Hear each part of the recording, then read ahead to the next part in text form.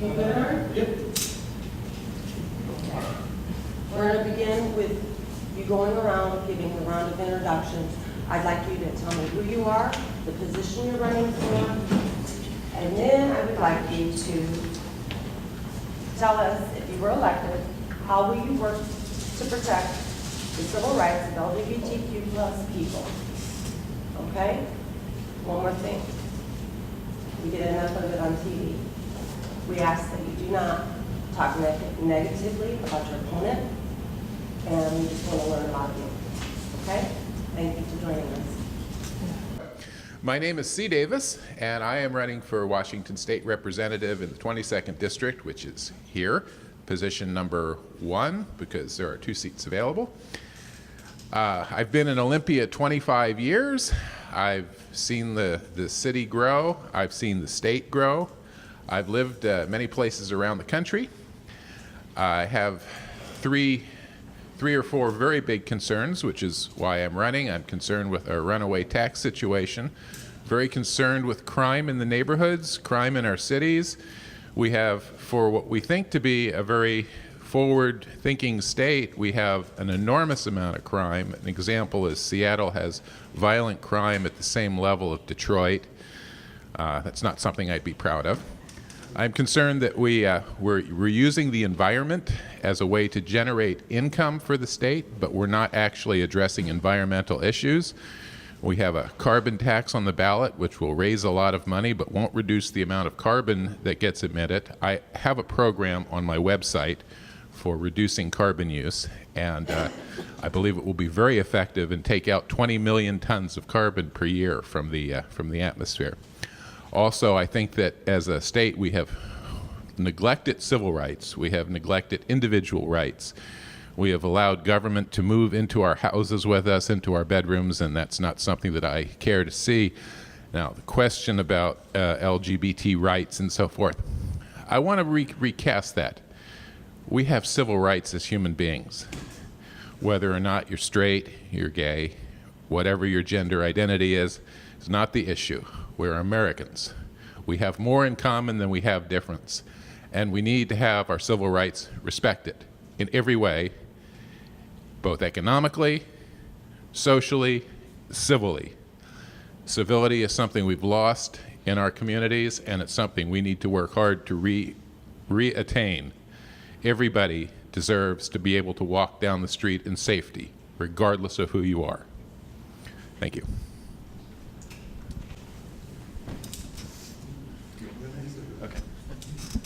Hi, I'm Andrew Saturn. I'm running for Thurston County Public Utilities District Commissioner. It's a nonpartisan position. It's countywide. I have a background in engineering, web development. I basically want to get us into public power and municipal and rural broadband, because right now those 2 things are run by monopolies that have poor service and high prices. So I think that's one place where our public utility district could help a lot of people.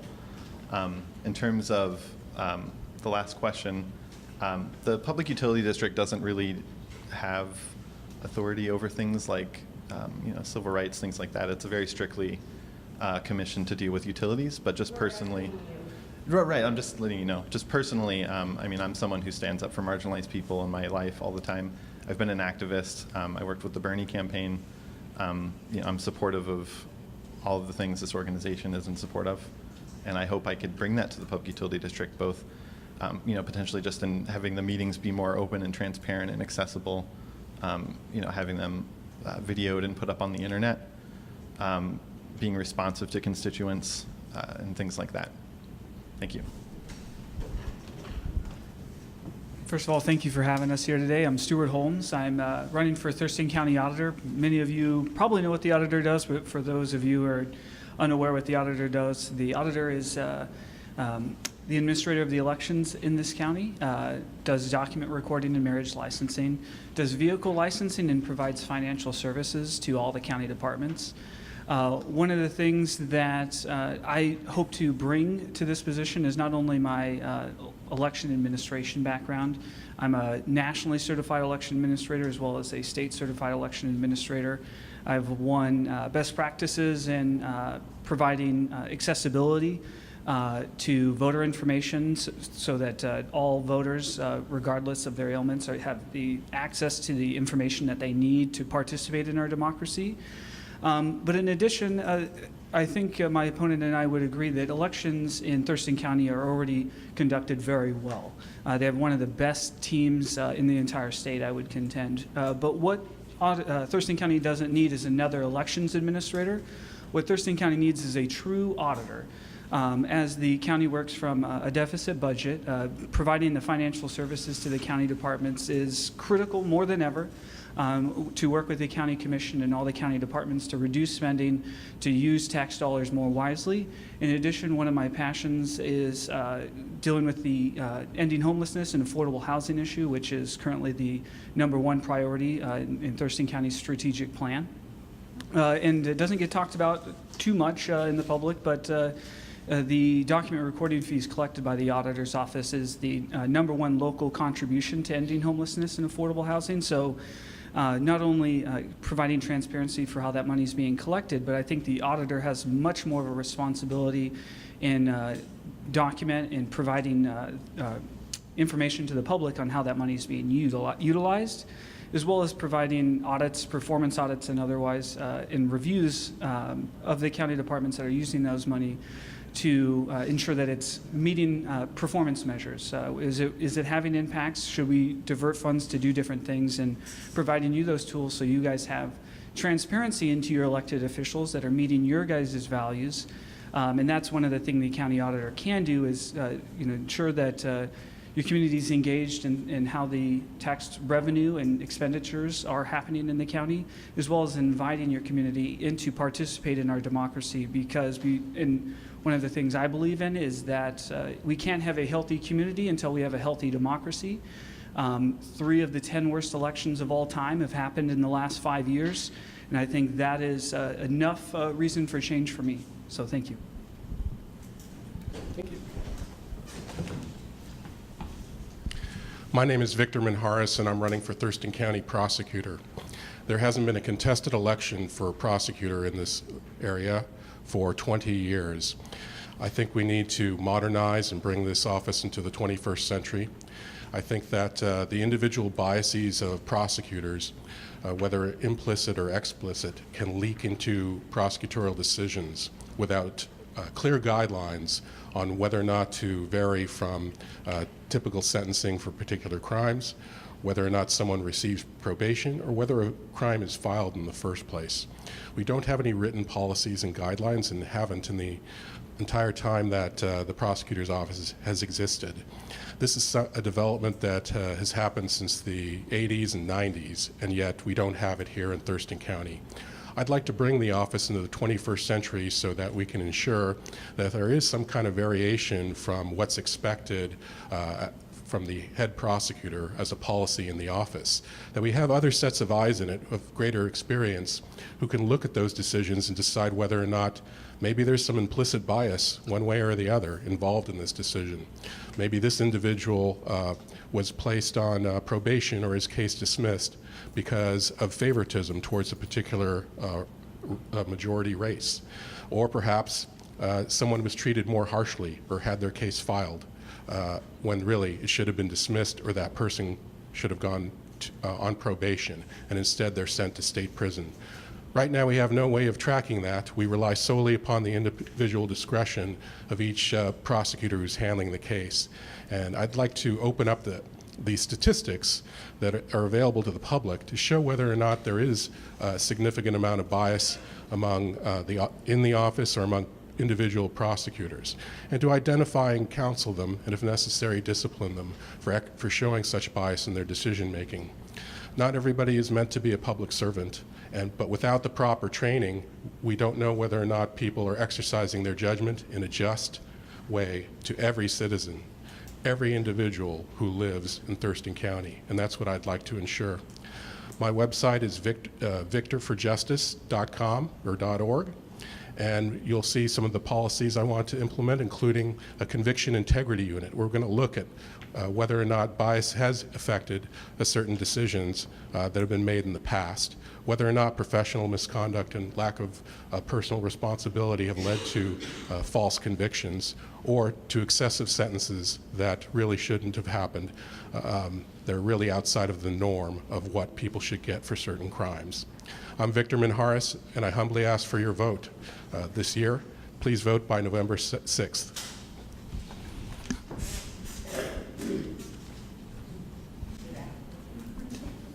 Thank you. How's everybody doing today? I appreciate you coming in on a Saturday to hear from candidates. I appreciate that you care about voting. I'm a justice on the Washington Supreme Court. I love the job that I have. I take pride in the work that we do. I'm in my 7th year there. It's a nonpartisan position. It's elected statewide. Our terms are 6 years long. Every 2 years, 3 of us are up for election. This is my year. My 2 colleagues who are up, congratulations to them. Their opponents were both disbarred lawyers, so they were removed from the ballot. I'm the only one left with an opponent. I welcome you to look at his qualifications and make an informed decision. I've been rated by 11 different bar associations that evaluate candidates for the court. All 11 rated me exceptionally well qualified for the Supreme Court, including Q-Law. I did the first same-sex wedding at the Supreme Court in the history of this state on the first Sunday when it was legal because my law clerk wished to marry his partner of many years. It was my honor to preside over that ceremony. I have the endorsement and support of my colleague, Justice Mary Yu, the first LGBTQ member of the Supreme Court, at least open, in the history of the state of Washington. I march every year in the Pride Parade, usually with Justice Yu, and I hope that you'll help get the word out about the importance of judicial races. They're down-ballot races, they're nonpartisan, they get little attention, despite how important I think the judicial branch is to our lives and to protecting the liberties that you've heard candidates already speaking about. There's also a very good web page I'll refer you to when you're deciding how to vote in judicial races. It's called votingforjudges.org. That's not my web page. It's one that will give you the information you need to cast an informed vote in these races.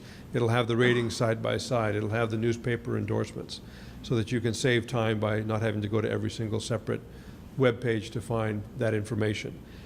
My web page is justicegonzalez.com. You can read more about me there, and I welcome the questions that I know are going to follow. Thank you for having me here today.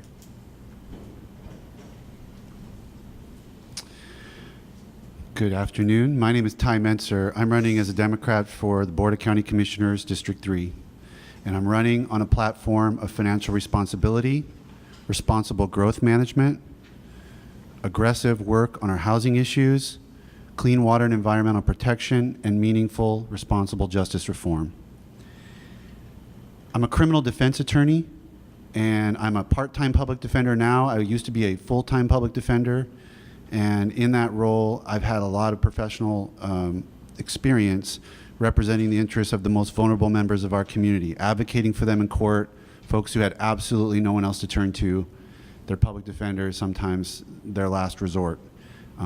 So I have that experience, and it's deeply ingrained in me and forms the way I would approach policy issues as a county commissioner.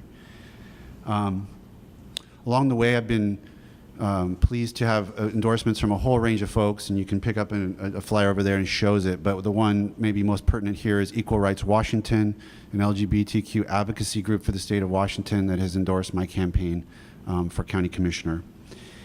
The specific question about policy and how I would protect this community, we know that 30% of housing is my focus on this one, because we know that 30% of our unsheltered homeless are children.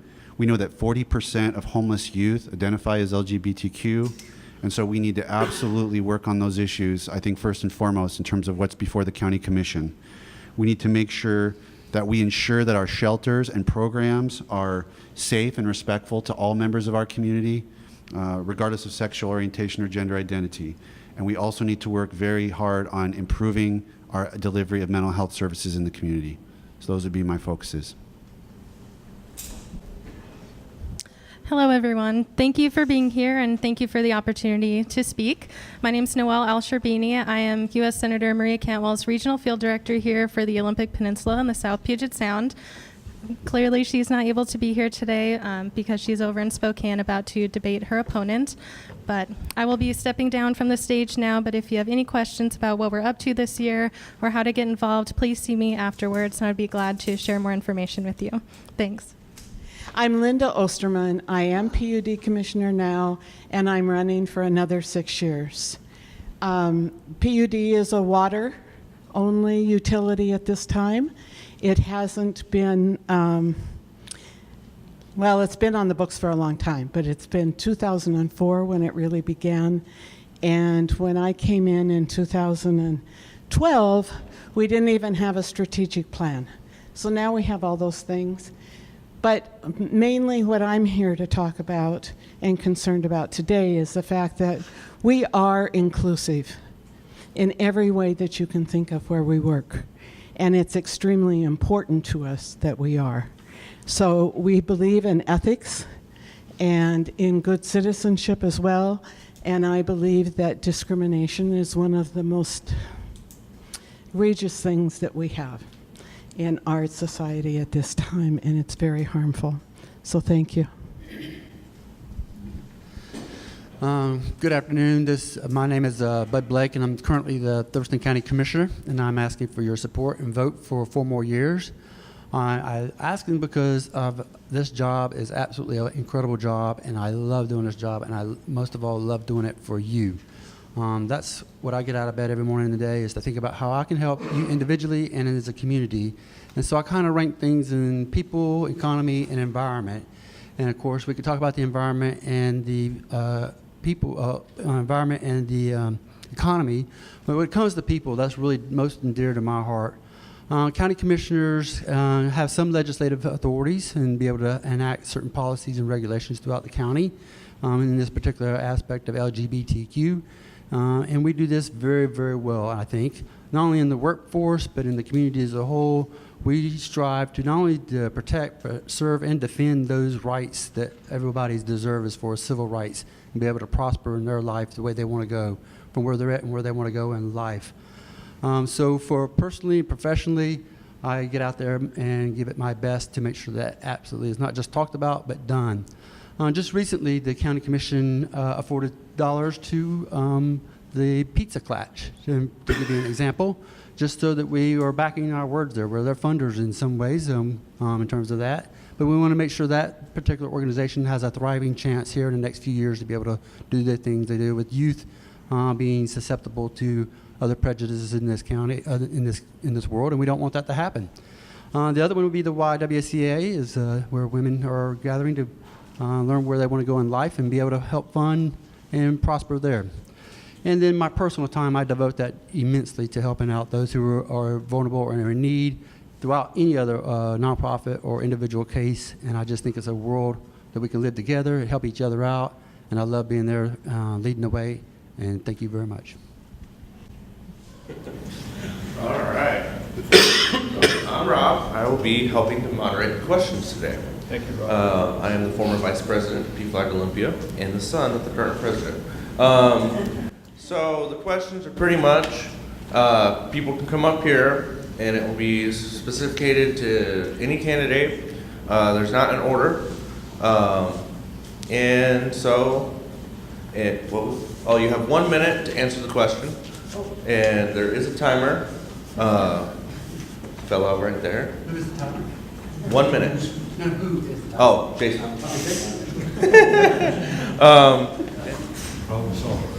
Okay, my name is Jim Brown. This question is for anyone that cares to answer it. Climate change is really a very important issue, maybe the most important issue. Now, we're Thurston County, but how would any of your policies help us deal with the effects of climate change, such as rising sea levels or drought storms?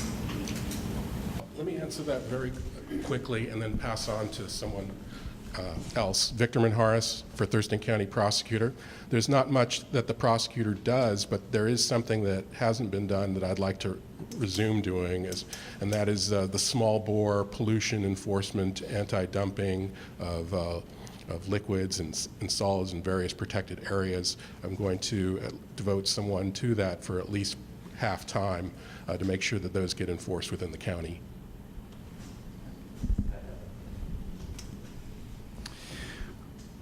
Obviously, this is a fundamental challenge of our lifetime, and our federal government is moving us backwards on this issue as well as most other issues, in my opinion. And so it requires local governments to step forward and assert bold leadership in a way that, frankly, before I started to run, I wouldn't have thought that it would have been necessary. But it is necessary, and local governments have to be moving the ball forward aggressively and quickly. We have new data from the UN's panel on climate change that shows that we have time to do things, but our window is shortening before there's going to be irrevocable results that we can't change. Looking at our carbon emissions, 48% relate to transportation. That's where directly I think county commissioners can be involved in terms of supporting transportation networks that are appropriate for our growing population, including in following our Growth Management Act and making sure that we grow in a denser, compact way that doesn't sprawl and create additional. Ooh, that's my minute? Shoot. All right. Well, go to my website, and there's a lot of other things I would like to do. It's an important issue to me.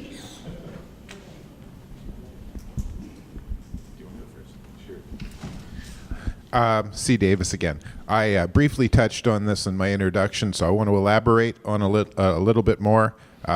We have 145 companies in Washington that emit 10,000 tons of carbon or more per year. We have a list of them. I have a program that we will offer tax incentives to bring those companies to the table so that they can retrofit carbon collection systems onto their output streams. This will enable them to collect the carbon they emit. The total amount of carbon these companies combined is 28 million tons. Carbon is a marketable resource. It currently sells for $135 a ton. We actually have 3 companies in the state that have voluntarily started collecting. I asked the director of carbon emissions at Department of Ecology, why have they done this voluntarily? He said, well, for profit. There you go. So all we need is to help some of these other companies with a tax incentive to collect their carbon. We can actually make a positive impact. Andrew Saturn, I'm running for Public Utilities Commissioner.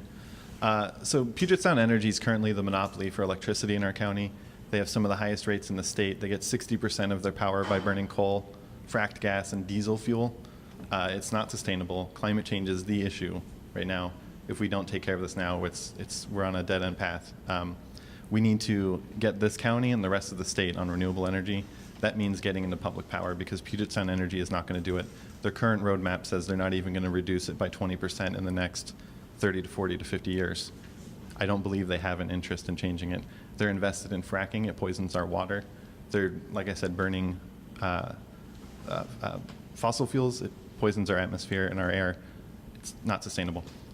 With internet, another thing I want to get us into, the governor has mandated that people working for the state telecommute, which means work from home, work over the internet. But if you're working in a rural area, you have no access to internet, you can't do that. That means more cars on the road, that means more emissions. It's bad for our environment. Thank you.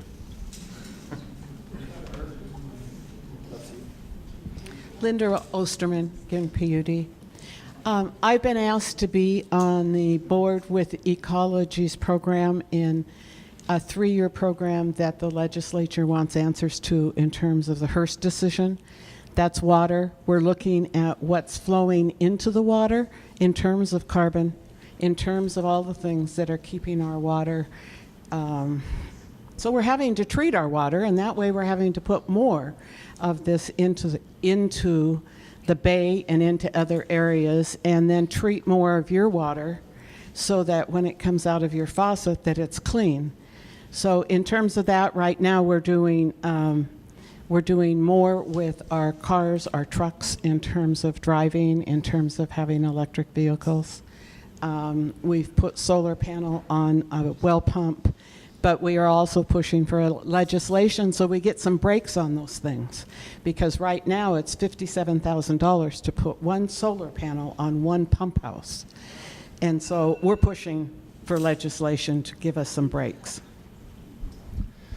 Commissioner Blake, in 1 minute, I'll try to explain why the commission, this is deeply a items near and dear to our heart, not only because of the emissions and be able to save our land and our culture and our area that we live in, but we are the capital county, and we need to set the example and show the rest of the counties here how we do and lead by example, and the world for that, in fact. We, the County Commission, are in phase one, completed that. We funded that fully as far as the Regional Climate Action Plan. We adopted phase two. We're going to go through that in terms of fully doing that in terms of emissions and all those items that are brought forth, especially when it comes to demographics of moving from other places to here in Thurston County. We're seriously concerned about that. And we're looking at that. We're currently in the funding and the budget portion of that. So we're halfway done with funding that. We got to find another revenue stream, but we're going to get that by the time the budget session ends here in the next couple of months. The other item is I sit on the Intercity Transit Board, and I advocate strongly for using more buses and transit here in Thurston County, particularly in the Lacey area, but in the rural areas. And I was happy to be on the floor when House Bill 5088 passed so that Intercity Transit could go out for their sales tax. So I guess this is a question for everybody, really. If you were either elected or re-elected within the first 90 days you're in office, what procedure do you think you would want to try and work on first? 1 minute. So I want to say this in the last question. These are policy questions. Unless it's the administration of the justice system, we're not a policy-making branch of government. So I apologize for being quiet. Maybe you're grateful that I'm quiet, but I can't give you policy answers. First 90 days. So I outlined in my opening statement the 5 issues that I've been working on in the campaign, and I think the one that's right in front of the County Commission is our budget, and it's probably where I'd want to spend put my attention just right out of the gate, because without a healthy financial stable situation, we can't meet a lot of the other priorities that we have. So this is going to be something that's I've been talking a lot about on the campaign trail, and I think I have to step up and deliver what I'm promising, which is making sure that we're financially stable, that we end deficit spending in Thurston County, that we have accurate projections for the future, and that we plan carefully for all the important priorities that we're going to have that I expect to be implementing over the ensuing 4 years. Victor Manjares for Thurston County Prosecutor. I would like to, first of all, set forth some clear written policies and procedures to eliminate implicit and explicit bias, or at least lessen the chance of it occurring in filing, probation, sentencing, jury trials, evidence production. Next, I'd like to form a conviction integrity unit to root out past corruption and missteps and errors that led to false convictions or sentences far in excess of what is reasonable for a given crime or series of events. Next, I would like to make sure that we monitor the jail population so that we're not operating at over 100% capacity. We've been threatened over the years with lawsuits from the ACLU and ACLU Washington based on that overcrowding. I want to manage the jail population so it's approximately 90% at capacity. And those are probably on the plate for the first 90 days. Thank you. Hi, Stuart Holmes, County Auditor again. Within the first 90 days, it's going to be a legislative session, so I think just based on timing, the first thing that I would have to do is work with the state legislature to, when they impose new legislation, actually fund that at the county level. In the past few years, they've passed a lot of bills that have imposed new restrictions on county government. In being able to actually implement those takes resources from other key services that the county needs to do. The second thing, and which is one of my priorities, is actually expanding county services out into our rural areas, leveraging existing resources. Currently, there's many licensing subagents. There's services all over the county that the county auditor has partnerships with already, and being able to expand services into those facilities would be very, very inexpensive. Little as an internet connection is all you'd need. The third thing would be to provide additional reporting on the ending homelessness and the Affordable Act dollars that are being collected by the auditor's office, because I think with that being the critical need. Andrew Saturn, running for Public Utilities Commissioner. Just one thing.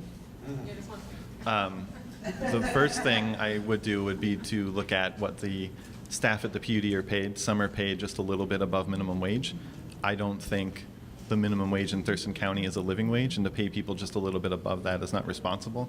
I think you need to be able to afford to live in Thurston County, and that means a living wage. If you do the math, it's around $27 an hour. So regardless of if they're part-time, full-time, seasonal, there should be no one making under a living wage at the Public Utility District. C. Davis for State Representative. My biggest thing that I want to do is help homeowners. So there's a two-step process. We need to find economy and responsibility in state spending that's imperative so that we can roll back the increase that happened in this past session to the property tax. It is the most regressive tax we have when a person can lose their house just because government cannot control its spending. So we can't cut tax without cutting spending. We must cut it responsibly. So let me make one caveat here. Every time you hear somebody talking about cutting spending, you look back through the history of our state and our country, the first thing they do is cut libraries and schools and parks. That's not what I'm talking about. Libraries and parks are not expensive. Schools, we need to address those issues, but it's not particularly specifically fund cutting.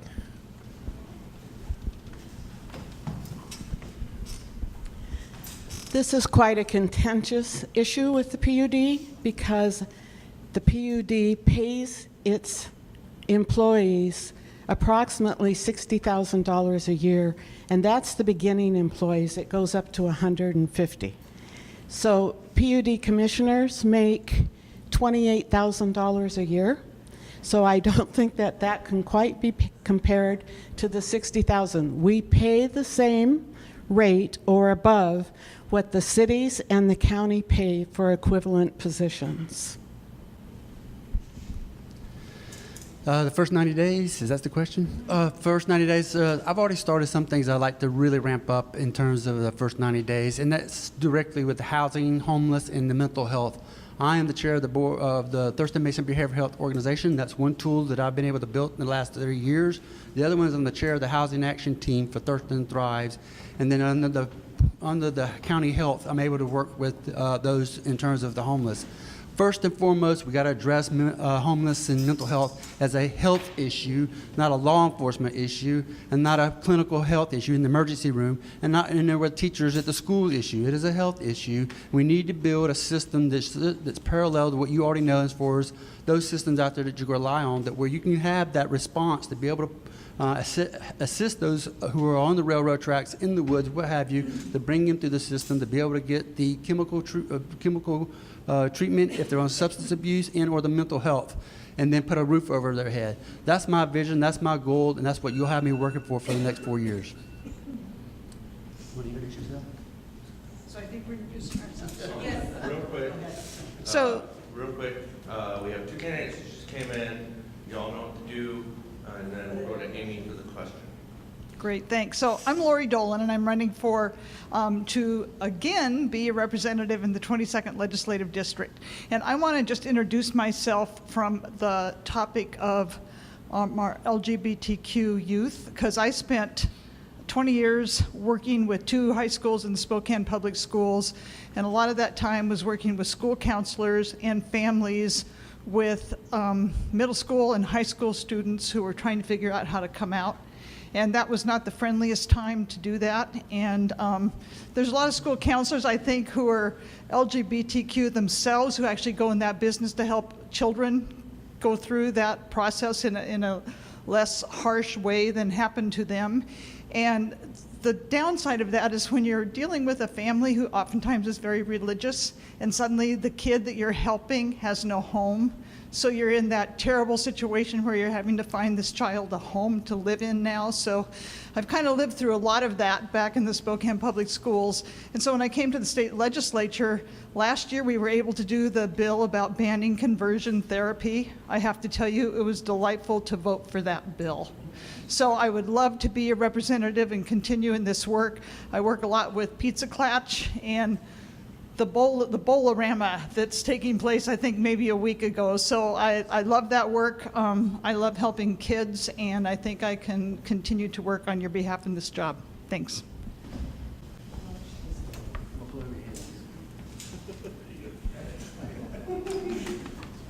Hello, my name is John Thunheim. I'm the Thurston County prosecutor running for re-election as Thurston County prosecutor. I'm running on a platform of protecting the community, supporting victims, and being an advocate for prevention. In terms of looking at how the criminal justice system reacts to the LGBTQ community, I'm committed to bringing some training in for deputy prosecutors and staff, including victim support staff, that will help us better understand implicit bias and address it within the office. On the other side of that is, in fact, the victim services, because I do know that members of the LGBTQ community are actually at higher risk of being victims of crime as well, and in particular looking at violent crimes such as domestic violence. I'm committed to expanding our victim advocacy program to better address that, along with better addressing human trafficking in this community. Thank you. We got one more candidate coming up. Hi, my name's Mary Hall. I'm running for Thurston County Auditor. I was first elected in 2013, ran unopposed in 2014, and I'm running for re-election.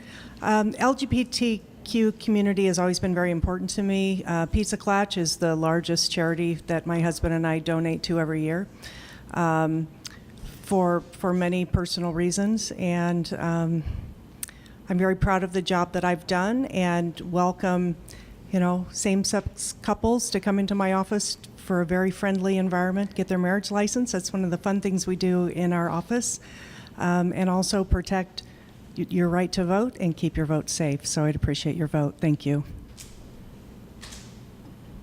Go ahead, Amy.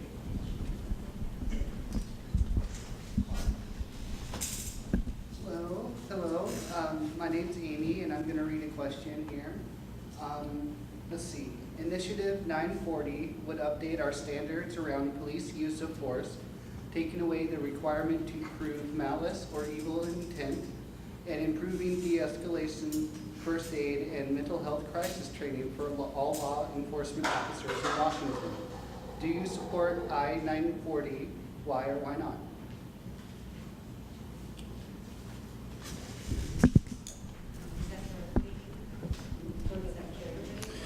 I support 9.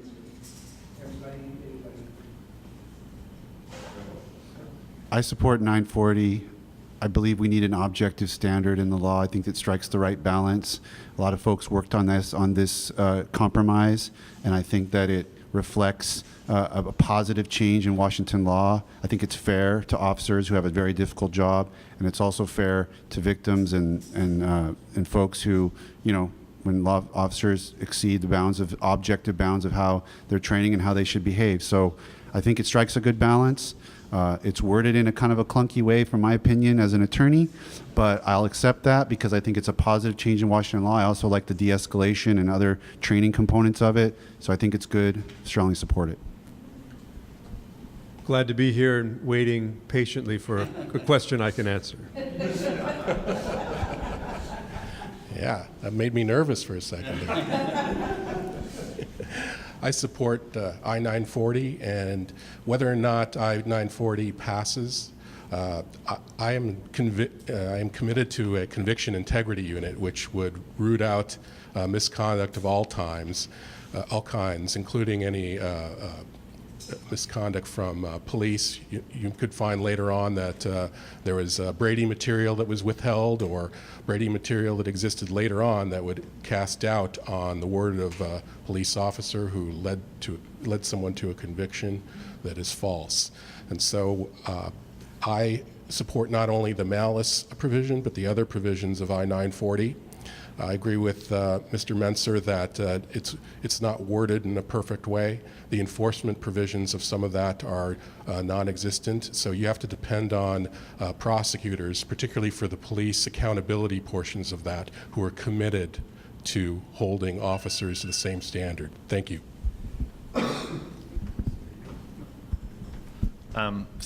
I lived in Seattle for a while, and I actually volunteered on the 940 campaign and with De-Escalate Washington, and I know Mr. Taylor, and his brother was the, I guess you could say, the influence for this.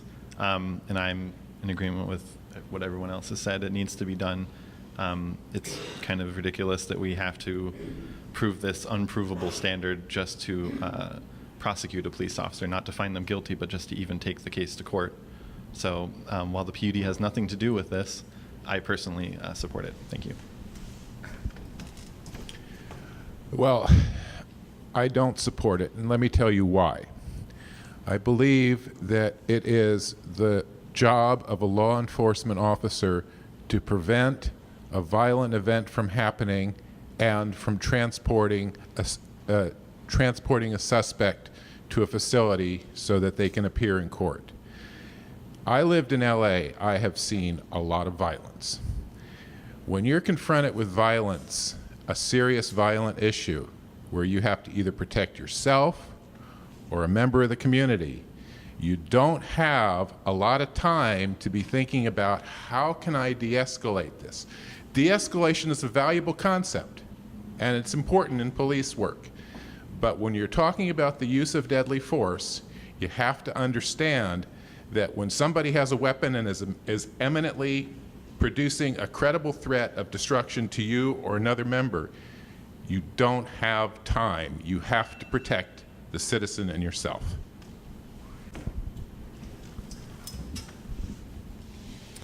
I'm going to share this because of a personal experience that I had here. Besides the fact that PUD, we do have bulletproof glass now when people come to pay their bills, because some people are very unhappy. We've had to train our staff.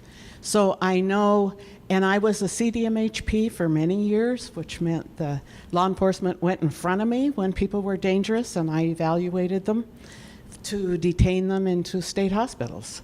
So I appreciate law enforcement more than you can imagine. They've saved my life a few times. However, one day I had a law enforcement person knock on my door and were very rude to me, asking me questions about another relative. So I just said I didn't know anything, and I did know things that I wouldn't say. Later I checked with my attorney, and then I called this law enforcement person back, and he said, "Why didn't you say this when I came to the door?"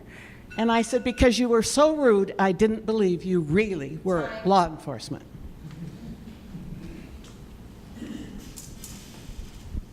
So one of the blessings of my job last year was getting a front row seat to watching the families of the victims who had been murdered and law enforcement find common ground with each other, two disparate groups having the opportunity to listen to one another and find common ground, which was 940, and it was also HR 3003, which really makes 940 better, which is why we put the two together.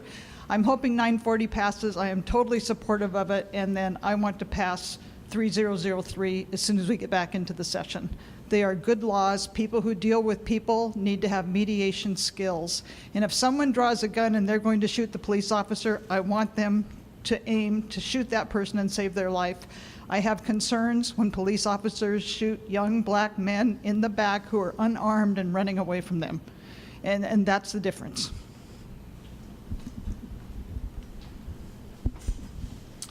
I was very involved in the development of the legislation that ended up being House Bill 3003. When the Police Use of Force Task Force was created by the legislature 2 years ago, I attended all of their meetings along with another prosecutor who was a designated representative from the Prosecutors Association. And the two of us then went back to the Prosecutors Association and convinced our colleagues that, in fact, we needed to support removing malice from the statute. And that's why prosecutors came to the table and actually helped mediate the agreement between community advocate groups and law enforcement groups to create the legislation, which was House Bill 3003.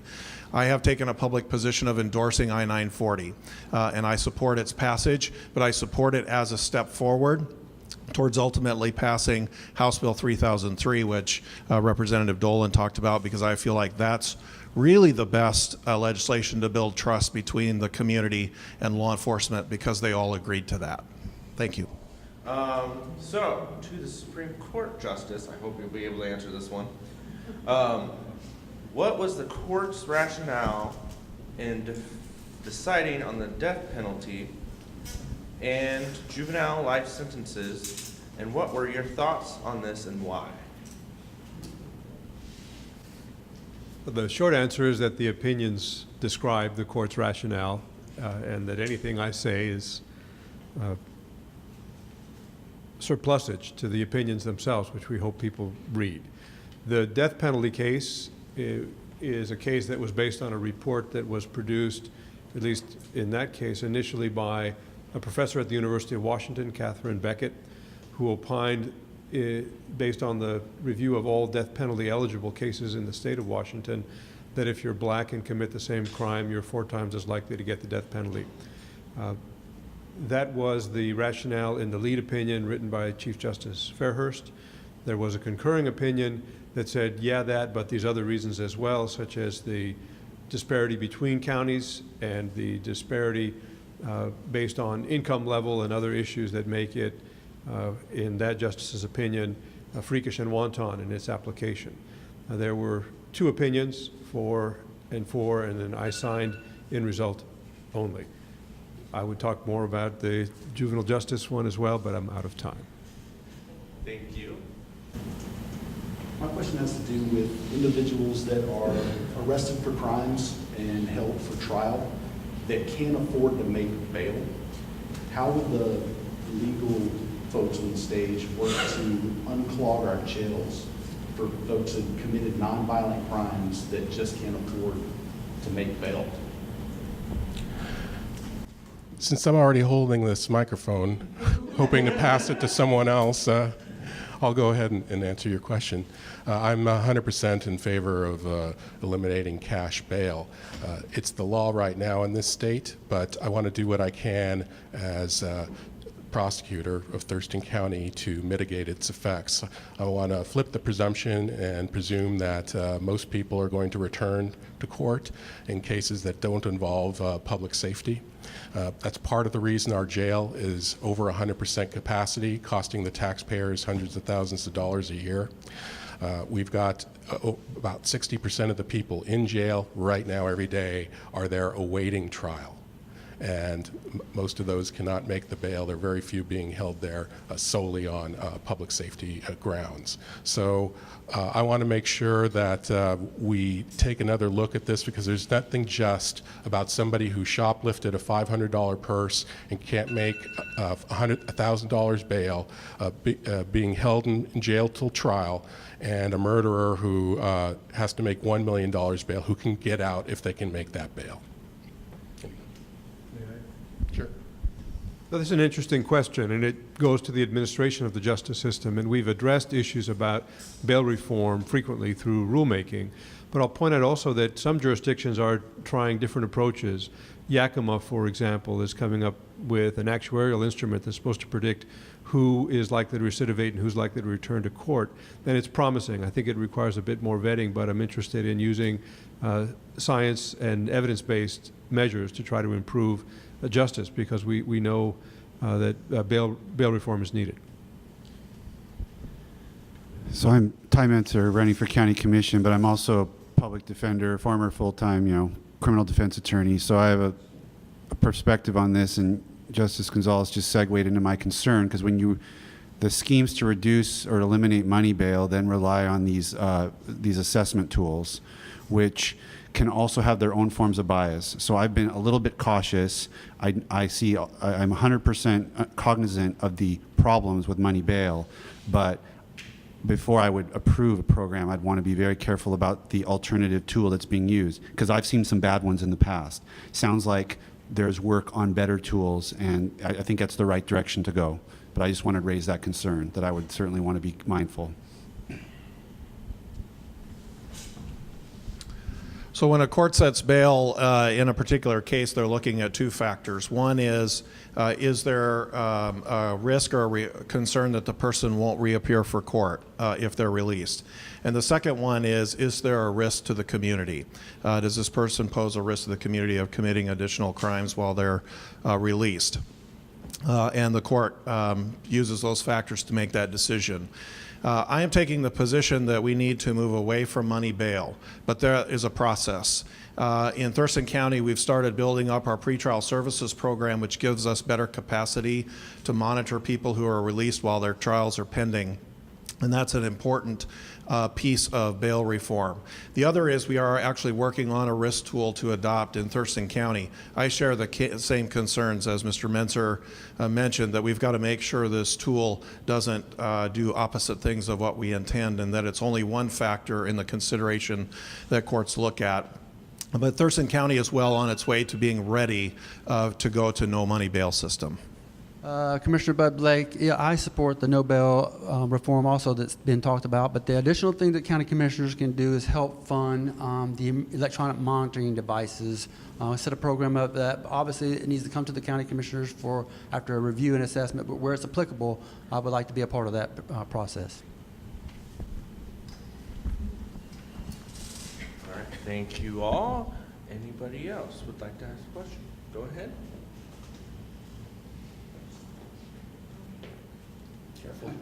Sorry, I'm trying not to break my neck here. This is directed at Commissioner Blake, but also his opponent, and if any of the rest of you want to chime in, please do. But earlier this year, the city of Lacey made Thurston County history by adopting a policy that City Hall will fly the pride flag for the entire month of June. Commissioner Blake, are you willing to lead efforts to fly the pride flag for the month of June at the county courthouse? This would make a much bigger statement than one city can do. Yes. Mr. Menser, when you get the mic. Yes. That was easy. Anybody else?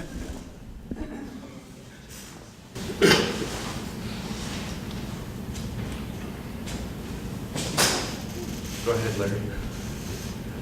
Yes, I have a question that comes from a point of ignorance, but hopefully at least the prosecutor candidates can enlighten me and anyone else that has any kind of response on this. We legalized recreational marijuana in this state, and I believe I've read that in King County at least, they've been erasing convictions for marijuana possession that took place in the past, I think all the way back to like 1995 or something. And I was wondering, is that being done in other counties, and is it being done in this county? So I'm not sure what the status of that is, but if you could both enlighten me, and if you want to express an opinion, that's fine too. Thank you. Sorry, I reached for that before you actually finished the question, but the answer to that is yes, other counties are doing that. In Seattle, my campaign is tracking very closely the effort of the city attorney to vacate a number of marijuana convictions. It makes no sense to me, just logically, that we would let people carry the burden of a conviction, even a misdemeanor conviction, involving possession of drugs that are now legally available and illegal to use. So I want to track that and see how they're doing it, so that when I take office, we can hit the ground running and get working on that. It's not a primary focus of what I say. It's part of the campaign because I want to make sure it's done right the first time. I view those convictions as similar to convictions for sodomy and other anti-homosexual acts and laws that existed, and people were later exonerated, even if posthumously. Well, initially, I'll just note that when I-502 passed, I think that was what it was, 502, passed, my office stopped prosecuting marijuana cases immediately when the initiative passed, even before it actually became effective law. Similar answer. I'm tracking this, and I think I'm open to the conversation about it. My concern is what kind of resources will it take to go back and to do the work necessary to eliminate all of those prior convictions, and questions like maybe we just look at a certain period of time because eventually the old ones kind of fade off anyway. So that's I'm kind of imprecise on that because I'm watching the other counties as well.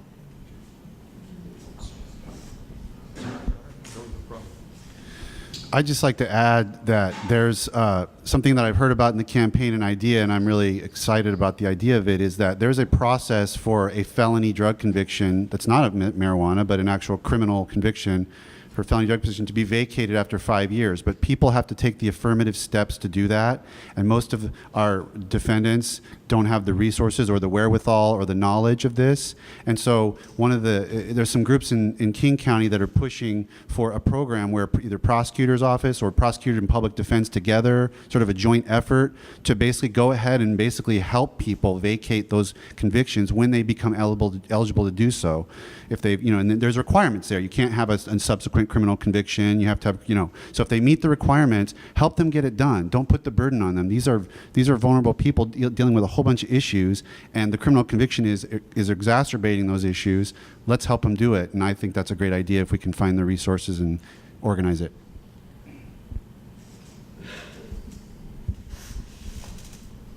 I feel like I'm part moderator up here doing it. Thank you all. We have one last candidate to introduce. Oh, sorry. Hi, I'm Beth Dolio, Representative Beth Dolio, and I'm honored to serve as the 22nd Legislative District Representative, along with my seatmate, Representative Lori Dolan. We were both elected 2 years ago. I am a member of the LGBTQ caucus. There are, I believe, 6 of us in the House and Senate. So have been working to track bills in the legislature that are important, like the ban on conversion therapy that we successfully passed in the last legislative session. That was a great moment and super important. It was kind of like, duh, but we did that. And I'm working now to help other members. We have a lesbian in Vancouver area, Kathy Gillespie, who looks good and strong, may join our caucus in November. And then there are 2 state Senate candidates, Emily Randall and Claire Wilson, who are also lesbians and hopefully going to join our caucus. So I look forward to continuing to work on these issues as a member of that caucus and as a member of the legislature. Thanks very much. Thank you. And anybody else? Okay, my question is for anyone that wants to answer. I want to know what your stance is on those that are circling through the justice system, those that are the misdemeanors, the people that are committing crimes that are not huge, that are, Anyway, I want to know what happens, like when they go to court, if they don't have a place to live, they have to be considered homeless. I want to know what you're going to do about that, because that's raising our homelessness also. Difficult question to answer in 1 minute. Let me try. If someone's in jail for as little as 3 days, the risk of homelessness of that person nearly double. It sounds like you're aware of those statistics. That's why I want to focus not on diversion after someone's arrested in court and charged with a crime, or even while you're considering a crime, because that person often is still in custody, can be subject to those effects, as well as any children at home or other people living in the household are at greater risk of homelessness, drug addiction, and mental health issues. So what I want to do is focus on pre-booking diversion programs like the Law Enforcement Assisted Diversion Program in Seattle, the LEAD program that has been tried in many other cities, prevents recidivism at very high rates, from 40 to 60% success rate compared to the regular criminal justice system, and that was tried to be implemented by the top down by my opponent and did not succeed here in Thurston County. Only one person went through the program the entire time it was open, and to me that's not a program, that's a failure. Thank you. Thank you. Stuart Holmes, running for county auditor. One of the things I've talked about during my campaign is using the $750,000 that's currently in the Thurston County budget, specifically devoted for historical document preservation. I look to working with county leadership to build a program within the auditor's office to create new jobs, entry-level positions, and working with local nonprofits to get people that are currently suffering from the housing crisis or other traumas in their life for short, temporary positions within the auditor's office to get them back in the employment, develop new job skills, and if they meet the expectations, getting a job recommendation from the county auditor. I just want to distinguish some of the jurisdictions that are involved in this question, because you kind of specifically mentioned misdemeanors. The county prosecutor's office only prosecutes misdemeanors that occur in the non-incorporated areas of the county. So we don't, for instance, handle any misdemeanors for the city of Olympia or the city of Lacey. We do misdemeanor prosecution for the city of Tumwater by contract. They contract with us to do that. Most misdemeanors doing the kinds of things that you're talking about actually don't get arrested and don't get booked unless the officer perceives that there's an actual present threat of some kind of danger. Domestic violence, for instance, is one of those exceptions, serious DUI or some other kind of violent act. And in our office, most of the misdemeanors that you're talking about would be offered a diversion program, pre-charge or post-charge, but in all likelihood without ever having to be booked into the county jail. And of course, I'm always interested in coordinating services to housing. I'd like to speak to my opponent's promise or whatever. There is a lot of money that comes from recorded documents to pay for homelessness. However, that is in the charge of the county commissioners to determine how that money is allocated to the homeless community. The money, the $1 that stays in my office, is very restricted. You can only use it for the preservation of historical documents. And really anybody running for county auditor should know that. So every law student learns in criminal law your first year that when you have somebody who commits a crime and gets incarcerated, there's 4 reasons, there's 4 bases that you're trying to achieve for that incarceration. When somebody is mentally ill or in the grip of a substance abuse addiction, 2 and arguably 3 of those foundations don't apply. And so you're really not getting much result for the money you're spending to incarcerate somebody who's mentally ill or facing substance abuse issues. And that is increasingly true as you talk about lower and lower level offenders. So we have got to readdress the system and build up mental health crisis response, treatment resources, substance abuse treatment. And as this community grows, which it's going to grow by a ton, we can start to focus new resources on that system so that we can get much better result for our, what I call incarceration dollars or our criminal justice dollars.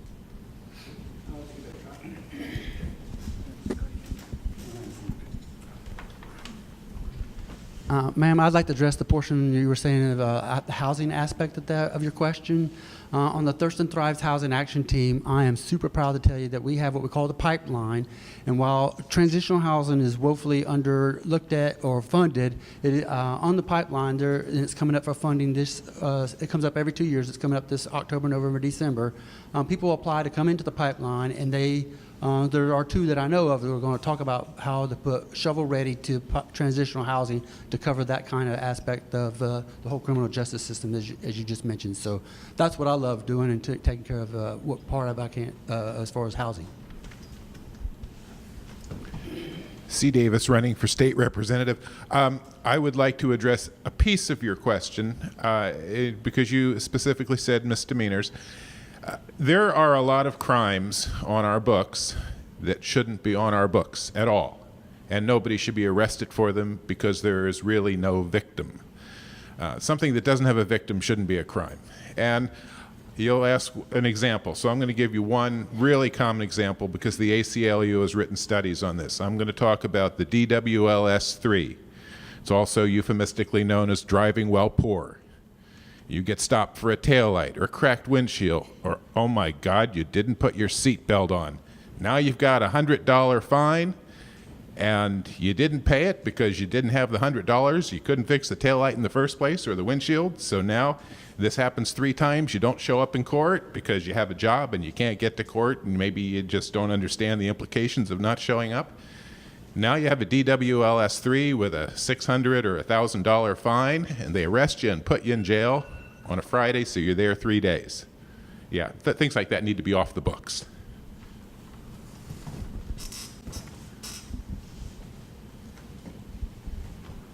All right, thank you. And a friendly reminder, I know some of you came late, but we ask that you only speak for yourself and not about other candidates or your opponent. And is there any other people that have a question? You can double dip.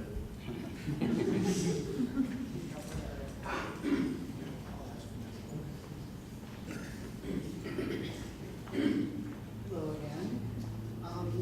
So this is for anybody who wants to answer. What do you do now currently to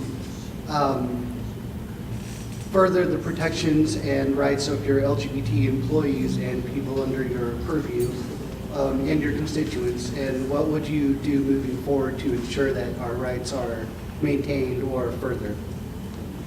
And that's open for anybody. Could you repeat your question?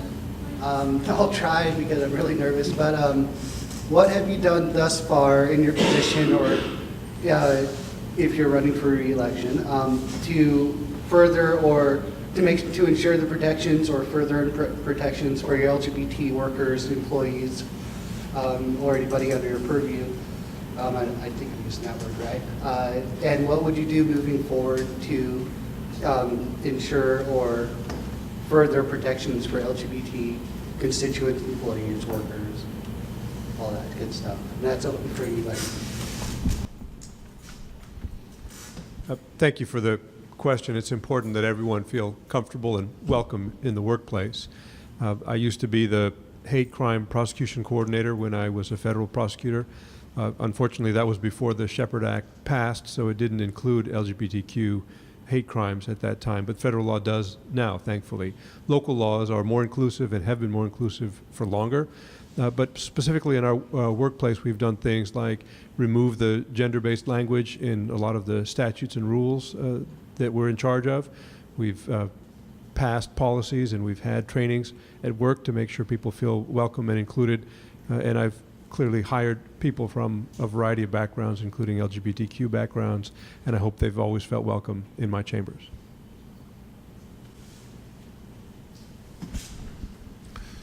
Similarly, all of Thurston County government actually has robust policies in place that prohibit any kind of hostile work environment activity, including that might be involve LGBTQ community.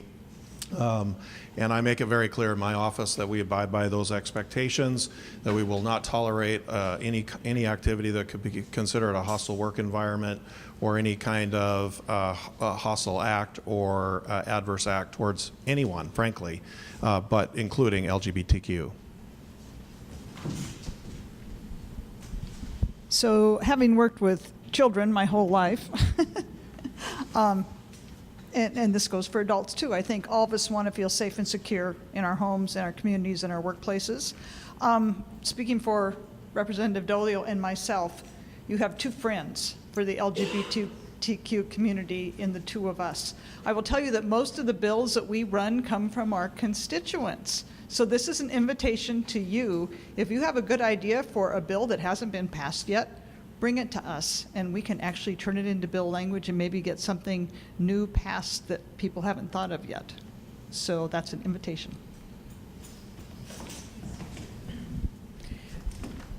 Well, as a member of the LGBTQ caucus, I mentioned I was active on the conversion ban bill, but there have been a number of letters that we've written as a caucus in response to some of the antics at the federal level in terms of anti-LGBTQ rhetoric and potential policies. So we've written letters and spoken out on behalf when there was the bathroom ban, and there was some work around that from, I think it was the Human Rights Commission did some work around that to sort of make sure that people had protections in that space. And I went and testified, read our letter that we had prepared from the caucus at that hearing that they held. So those are some of the things, and I intend to continue to do that moving forward if I'm reelected.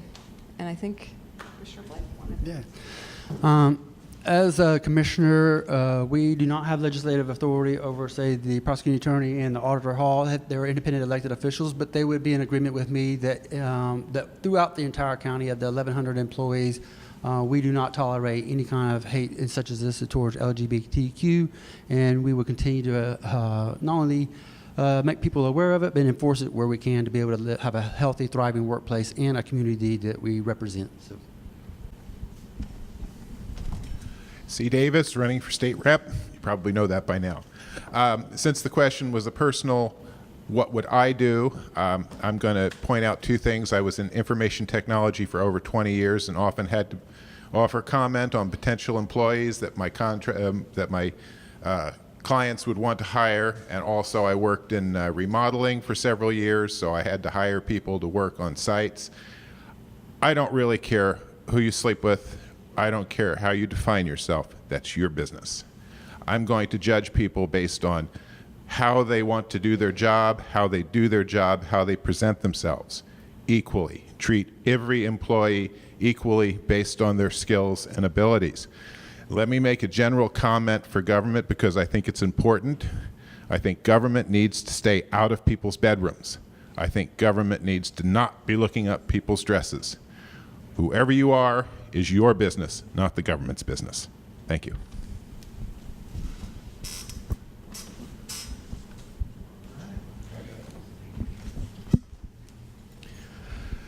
You know, I grew up in an environment that was very tolerant of all types of people, and so the idea of that occurring anywhere in my place of business, particularly where I had supervisory authority, is utterly repellent to me. And I think what we have to look at is there are a lot of policies, there are a lot of laws, but you really have to look at who's enforcing those. And all the laws and policies in the world mean nothing if they're not enforced. I would strictly enforce any kind of prejudice in any office, or even outside of the office where I see injustice or things being said or done that are intolerant. I speak up. I've always been the type of person who speaks up when I see wrongdoing, no matter what the cost to myself. And I pledge to you that that's what I would do if elected prosecutor in the prosecutor's office as well. A lot of people look at it. Well, as you know, the auditor's office issues marriage licenses, and I want to echo what the prosecutor and commissioner said. We have a zero tolerance for any type of discrimination against anyone. And, you know, my cousin came out of the closet when she was in high school. We're the same age, and she was treated differently, and that hurt me a lot. And so I take that very seriously. And I love the idea of putting up a pride flag. I'm going to do that in my office during Pride Month. So thank you for that idea. Ty Mentzer, running for commissioner. Just to give you a perspective on my perspective, when my mom was divorcing, was separated from her second husband, we were taken in by dear, close same-sex couple, family friend, where we had nowhere else to go. So this has just been something that I've never understood. I recently, I think last week, the Republicans in Congress attached language to a spending bill that authorized federally funded adoption agencies to discriminate against lesbian gay couples, and this just absolutely abhorrent to me. And my pledge to you is that I will not be associated with an organization or a political party that engages in such blatant discrimination. I would never be tolerant of it in my work as your commissioner.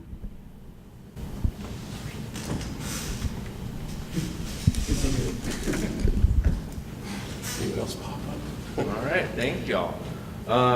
So this one, I have one question. To the prosecutors or anyone who wants to answer.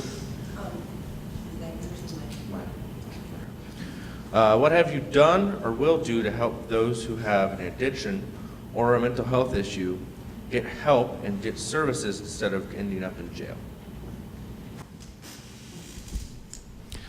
Let me reiterate my commitment to crisis response type solutions to people acting out for mental health or drug issues on the streets, keeping them out of jail through pre-booking diversion, making sure that people who have interrupted meds aren't simply kept in jail to continue the interruption of that medication and the stabilization of that. I want those kind of issues to be addressed at the earliest possible time, and that's why I'm committed to pre-booking diversion far more than post-booking diversion. We need to recognize that not only is that the wrong way to go, it's also the most expensive way to go.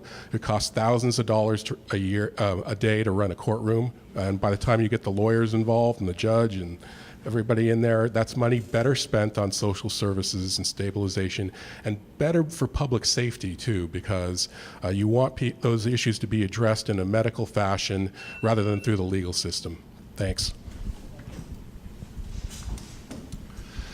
So I think it's important to recognize that the prosecutor is one of a system. It's one part of a system, and that the system must work collaboratively together to address these particular kinds of issues. Over the last 4 years, we've been working on an initiative called Innovative Justice, which is really focused on these very issues. How do we create pathways out of criminal justice for those who are struggling with mental illness, addiction, or co-occurring disorders? The results so far is we've created a triage center. Much of that was a partnership between criminal justice and behavioral health. The triage center acts as a place where those who are seriously mentally ill and to the point where they're a danger to themselves or others can go instead of being booked into the county jail. We've created a new mental health diversion program under the money came out of the True Blood lawsuit. It's called True Blood Diversion, actually. It's being looked at as a model across the state now, because we're the only county, is what I've been told, that are diverting mentally ill under this diversion program for felonies. I want to add on to what the prosecuting attorney said about the triage center. As the chair of the Thurston Mason Behavioral Health Organization for the last year, and with the blessing of Kathy Wolf, who is my mentor on this, and I vowed to make this happen for her and the community, is to finish those triage centers. We have 2 here in Thurston County, and I'm building another one in Mason County, so that we can have a regional approach to this, and not only at the individual level, at the collective level, and regional level, so we could take a full throttle approach to taking care of those who are in need of it. And when they do get have to come to the triage center, it's usually 72 hours or less, and they're examined with a treatment plan before they're released to go back out. I cannot do help those who have a heinous crime.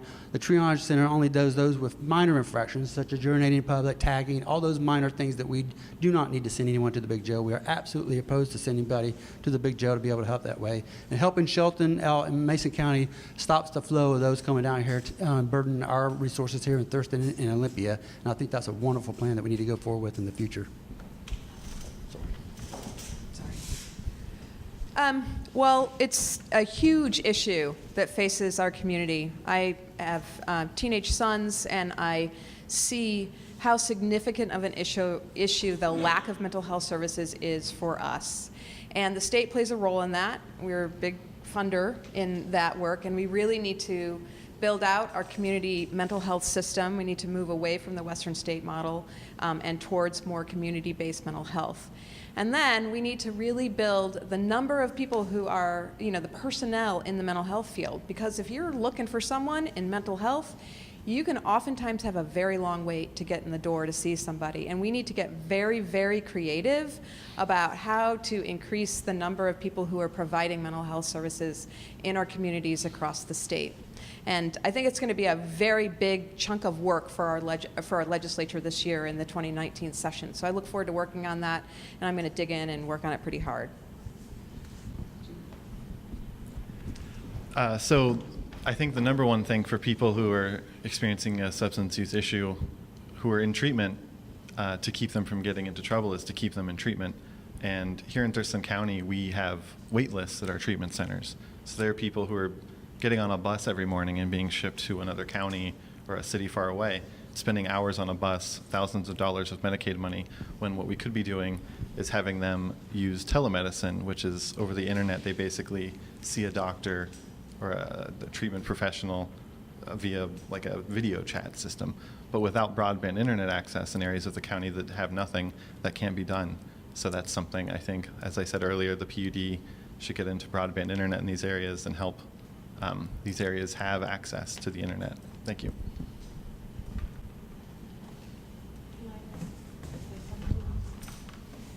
As I said, in my past life, for 30 years, I was a mental health worker and a CDMHP. And one of the things that doesn't get talked about is when it was working that we were moving people out of hospitals and bringing them back into the community, like Olympia or where I was in Hoquiam and Aberdeen during that time, we had case managers, and those case managers had people that they saw almost every single day. They made sure they stayed on their medications. They made sure if they went to jail for any reason that they had their medication with them. That is a high-risk job. It didn't pay well, and people burn out so fast that if we would look at that specific position, we could alleviate a lot of what is being talked about here.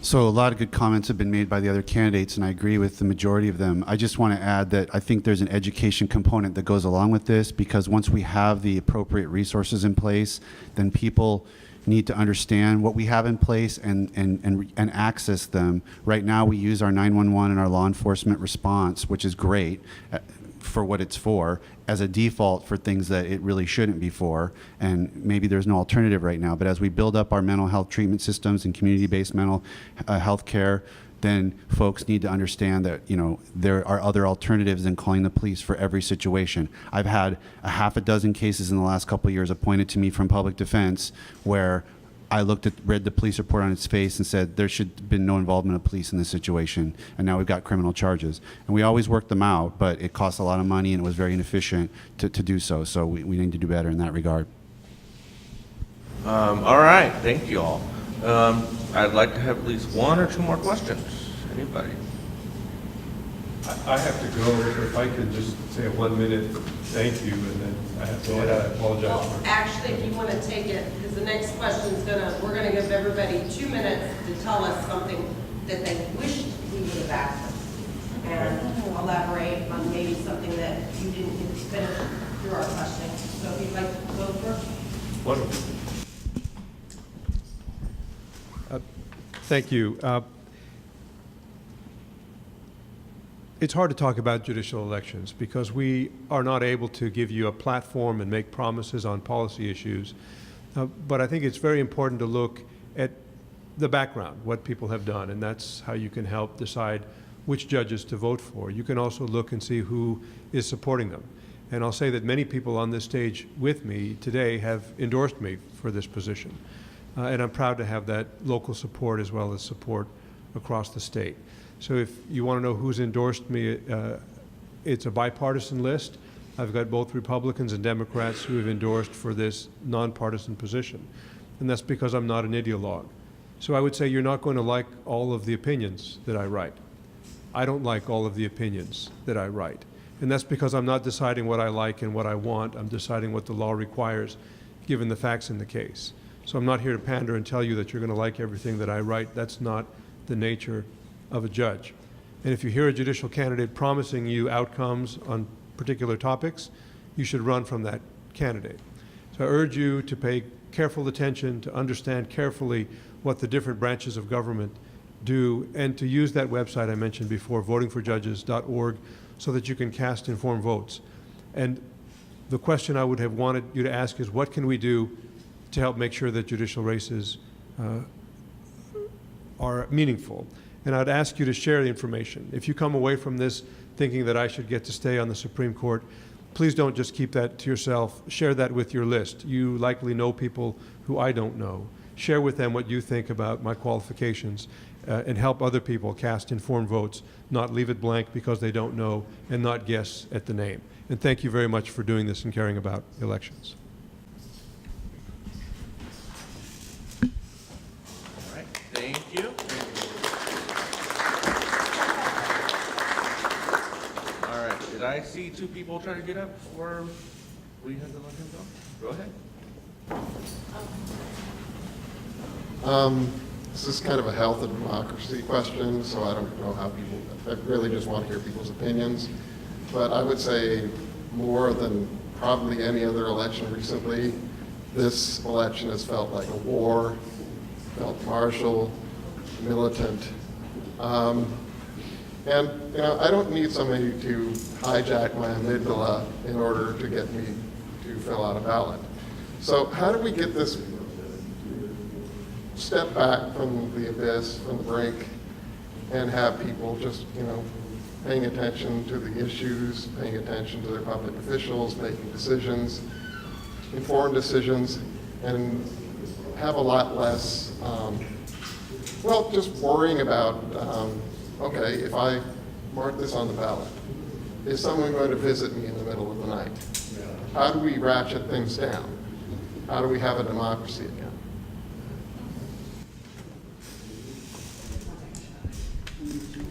Go ahead. Someone over your head. Someone behind you. There we go. Commissioner Bud Blake, I am an independent for that very reason. I absolutely love to have people to come to my office, and it's a pretty big office. No matter what the issue is, I ask to put your politics aside and all that cause all that divisiveness. And I write on the board, what is the bottom line up front? Everybody knows my bluff line. What is the statement we're here to solve? And we're going to solve it together as a community.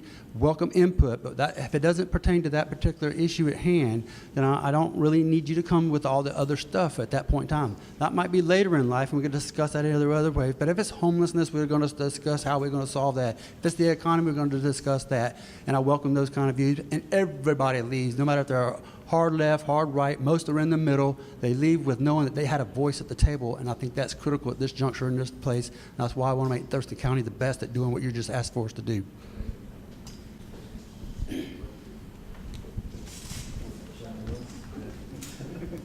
So last session, I had a chance to work with the League of Women Voters as well as K-12 education, the Superintendent of Public Instruction's office, and passed a civics bill.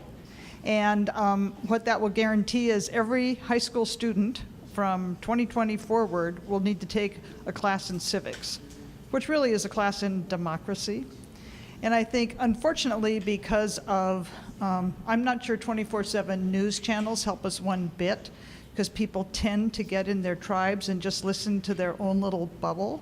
I think the more that we can listen to each other to understand, ask questions to understand more what you think, rather than for me to put you on the spot and do an I gotcha thing.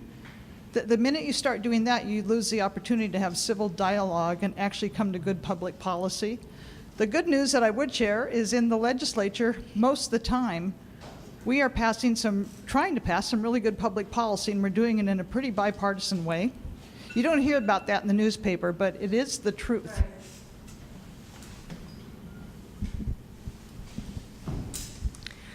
I absolutely agree with you. You look at the politics and the campaigns that are happening, and it doesn't feel good. And I think it's pushing people away from our democratic system. And I think what we can all do is not tolerate people attacking other candidates And the way that you can influence that is your vote. So if, let's not give negative campaigns any mileage. And let's have the candidates speaking about themselves and the role that they've played and the job that they've done and their accomplishments. And I can speak firsthand, my campaign has not been very comfortable.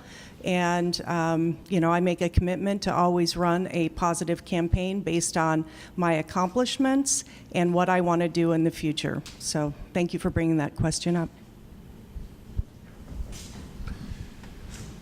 My training is as a trial lawyer, and I think that people have images of trial lawyers of being in the courtroom and doing this, battle and so forth.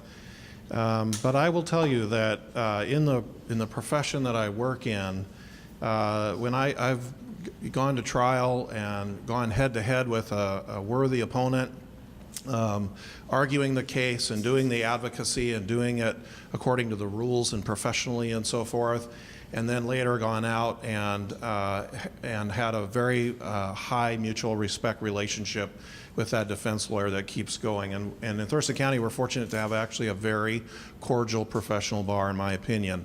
I wish, just looking at that experience, that we could take that as a paradigm into our public discourse. And as Mary said, keep things positive, try to learn from each other, and really talk about what we're for instead of what we're against.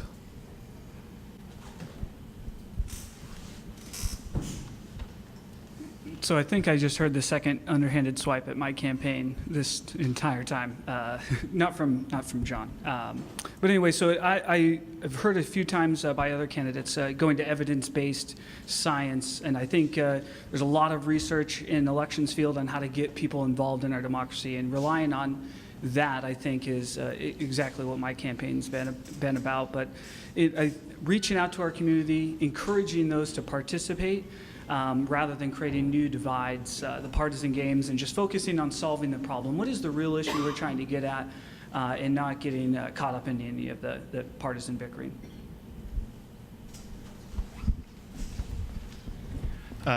So I'll just speak from my experience. PUD commissioner is a part-time position. They meet twice a month. The meetings last 2 hours. So while they make a salary, it's a part-time, very part-time position. The amount of attacks, personal attacks, and physical assaults I've had to deal with running for PUD commission is insane to me. I've never thought I would run for public office. I'm doing it to try to help because of my experience in technology and things like that. I've signed this thing called the Pro-Truth Pledge, which is put together by a psychologist who thought if candidates would sign a pledge, it would create this sort of thing in the back of their mind that they'd potentially think about it every time they were going and saying something. So my campaign, we vetted everything we've put out there just to make sure it's not potentially taken as false or an attack or anything like that. But even still, it's like, I think you have to follow the money. You have to look at who's influencing candidates and campaigns, and voters have to be educated. So I guess I would just say, in this state we have the PDC.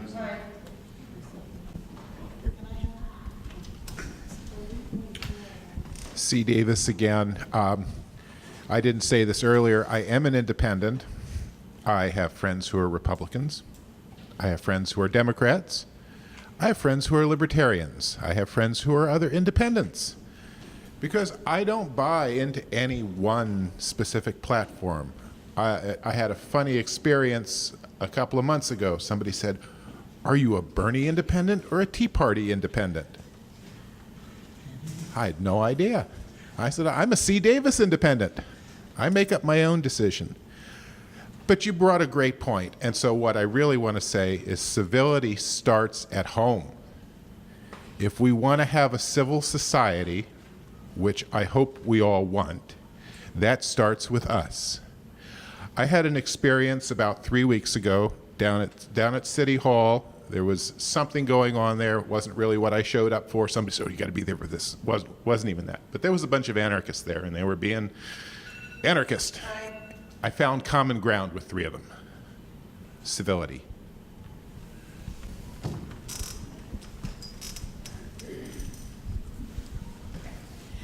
I, too, did go to the Pro-Truth. and put that out, and it's been on the internet for 5 months, even though it's been said that I haven't done it.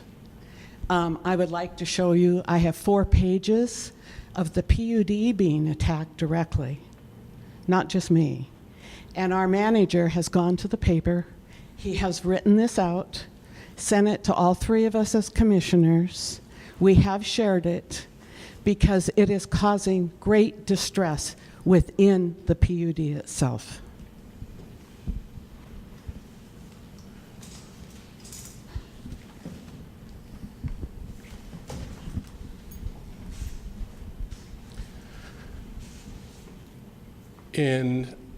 Before November 2016, I would have just agreed 100% with everything that was said on this stage, but I have found in the lead up to the 2016 election and for what happened afterwards that a lot of us, including a lot of people in this room, are being asked to be civil and basically complicit in our own destruction or creating us as second-class citizens. We're asked to accept a president who said that black individuals who were cleared by DNA tests should nevertheless be put to death, that a United States District Court judge born in this country who happened to have a Mexican-American ancestry was therefore not fit to judge the presidential candidate's case. And I find far too often that the request for civility basically denigrates the rights of others, and so I can't accept it in that context. Thank you. All right. Thank you all. Okay, one more question, and then we might have some more. If not, we'll end. Okay. Tell us something you wish you wish we would have asked you, and tell us why. All of you have 2 minutes. Each have 2 minutes.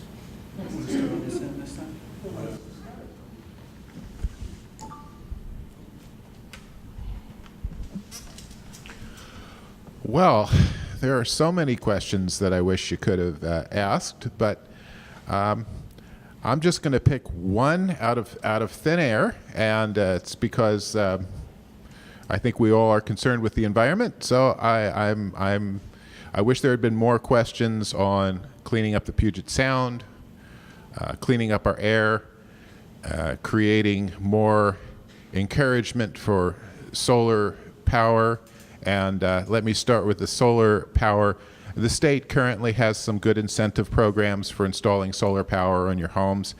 That needs to be extended. We need to allow for entrepreneurial imagination and genius to work there. We need to allow for people to be able to lease solar systems to get the state incentives, not the federal, the state incentives.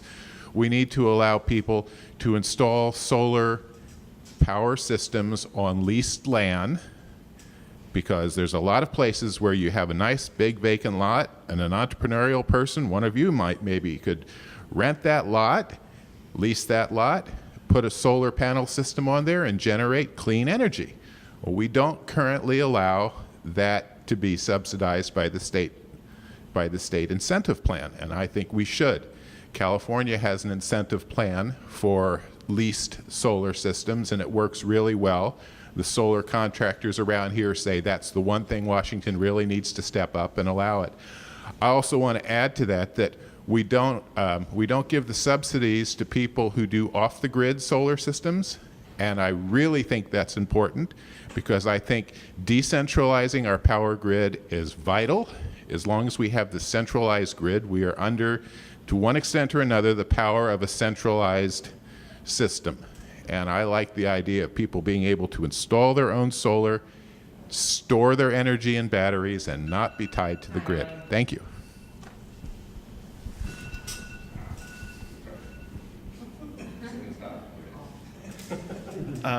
So I guess one question I like being asked is about, who stands behind your campaign? What is your campaign actually about in terms of, I think a lot of people tend to rely on party labels or words like progressive or conservative when that can mean a lot of things depending on the issue.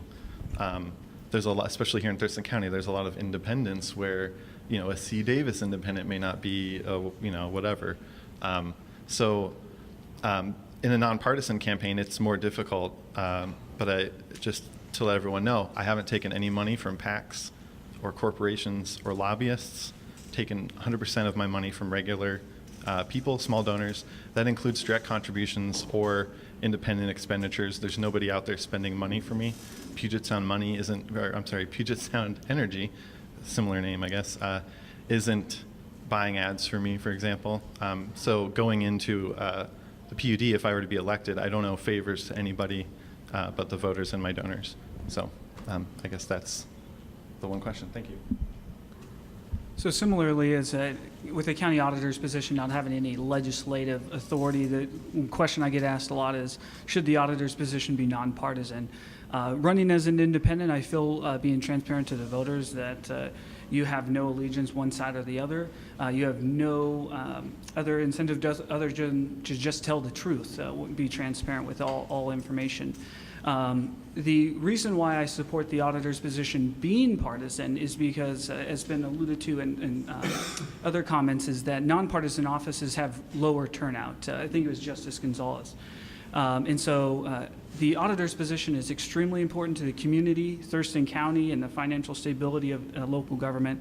And so I think it's an incentive for voters to participate in that election. If we were to make it nonpartisan, it would therefore potentially reduce turnout. And other counties that have done that, where they've made the auditor position nonpartisan, have seen exactly that. Well, some of the questions that I would have asked if I were in the audience would be, you know, well, what does it mean for the county or a city to declare a homelessness emergency? How much money is the county actually putting forth towards homelessness or lessening homelessness? Why was the $2 million that the legislature allowed to come out of the REIT number 2 fund, why is that being spent on a 110-bed addition to the jail if we have a homelessness emergency? How is that going to increase homelessness? How much is it going to cost to run that jail? What's the annual operations cost? I would have also liked to question, you know, Victor, what's your experience? Maybe I should have mentioned that. 15 years as a big city prosecutor, handling murders, robberies, home invasion crimes, and major fraud crimes involving $1 million loss or greater that were especially complex. Managing a task force involving public corruption in the school construction system.